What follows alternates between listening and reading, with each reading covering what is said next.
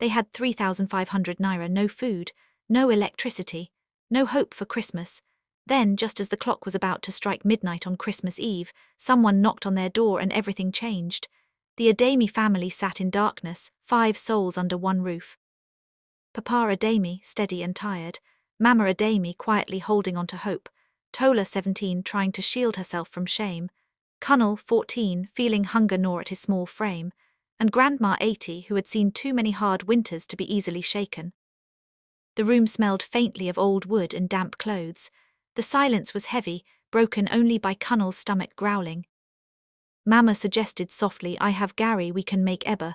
There's a little soup from yesterday. Papa shook his head, save it, we'll need it for tomorrow. Tola's phone glowed dimly in her hands, messages from friends flashing. Christmas party tomorrow, are you coming? Wear something nice, oh my dad bought a new car, come see. She turned it face down. Papa buried his face in his hands. 6 months of unemployment had worn him down. Savings gone, rent behind 2 months, every door he knocked on had been closed. Mama excused herself to the bathroom, letting the tears fall quietly so the children wouldn't hear. She hadn't bought herself a new wrapper in months, her shoes had holes, and tomorrow was Christmas. She had nothing to give her children. Grandma shuffled over and broke 5 cheap crackers in half, handing them out. Merry Christmas, she said with a tired smile. Kunal looked at his piece, eyes filling. Daddy, are we poor now? Papa swallowed hard. We're just going through a hard time. The children eventually went to bed, but sleep didn't come easy. Papa whispered into the darkness, God, I'm trying, I really am, please show me something. And then, faint but firm, a knock at the door. Papa approached the door cautiously. Another knock came, louder, desperate. A woman's voice pierced the rain. Please, we need help, my baby is burning up. He opened the door. Standing there were 3 strangers, a young woman clutching a crying baby, an older man soaked to the bone, and a teenage boy shivering with 2 bags in his hands. Mama didn't hesitate, come in now. The baby was weak, lips pale. Mama and Tola worked together, removing wet clothes, wiping the baby down, trying to bring down her fever. Mama used the last tin of milk they had saved, gently feeding the tiny infant.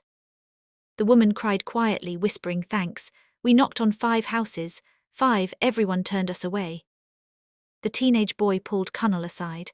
Your family, you opened your door even when you had nothing.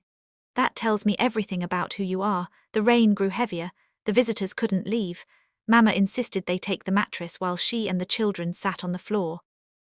Papa spoke quietly with the older man. He learned the man ran a logistics company. He asked about Papa's experience and Papa shared everything, 20 years in warehouse management, inventory and fleet coordination. Then the old man's voice became firm. I've been searching for someone exactly like you.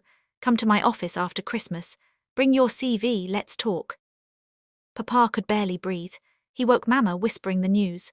Tears flowed freely. 6 months of rejection, of hunger, of despair, finally met with hope. Morning came slowly. The baby was now resting peacefully. Mama prepared a simple meal with the remaining gari and soup, stretching it carefully to feed everyone. Then, just as they were catching their breath, the young woman pressed an envelope into Mama's hand. Inside, crisp 150,000 bills. Shock, disbelief, joy. For the first time in months, the Ademi family smiled freely. They went to the market, bought rice, chicken, plantains, fresh vegetables, even meat pies. The smell of jollof rice and fried plantains filled their home. Laughter echoed, music played, and hope had returned. Even their landlord arrived. Instead of pressure, he gave them grace until March, another unexpected blessing.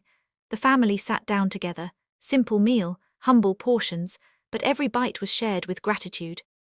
Tola whispered to Kunal, this is the realest Christmas I've ever had. Grandma, Mama and Papa held hands silently, tears streaming, hearts full. Outside the rain had stopped, sunlight streamed in through the windows, birds sang. And in that quiet moment it became clear, Christmas isn't about what you have, it's about the kindness you give, the love you share, and the miracles that arrive when you least expect them. Imagine this, it's midnight and someone knocks on your door with nothing but hope. What would you do? Would you open the door, even if you had almost nothing to give? I want to hear from you. Tell me in the comments what you would do in that situation. And if this story touched you, Don't forget to like this video and follow the channel for more incredible folktales and heartwarming stories like this.